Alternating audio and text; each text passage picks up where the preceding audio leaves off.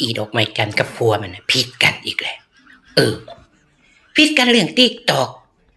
จักมันสิอีหยังนักหนาผิดกันแล้วก็โทรมาหากูให้กูซอยอธิบายกับเมียแนวนั้นแนวนี้จักมันโครงการธุระอีหยังของกูอีบอบน่ะก็บ่เข้าใจอีหยัง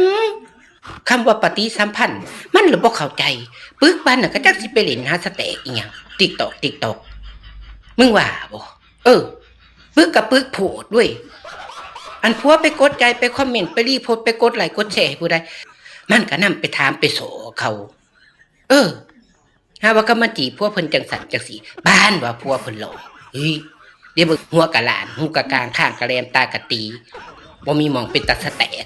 เจ้าใครสิมักน้ำหัวปอดแหล่เพิ่นกูเลยเงิดสมองมันกับเบิกทั้งผัวทั้งเมียแหละคันว่าบ่แม่นหมู่บ่แม่นผัวก็บ่อนสอนปอดแหล่มันดอกกูบ่เว้านำดอกซุ่มปึกกะลึนเฮ้ยกูโทรมาเว้าให้ฟังกูก็บ่อยากเว้าผื่นไผดอกคันบ่จำเป็นกูแฮงบ่ค่อยเว้าผื่นคนอยู่เอาแค่นี้ล่ะ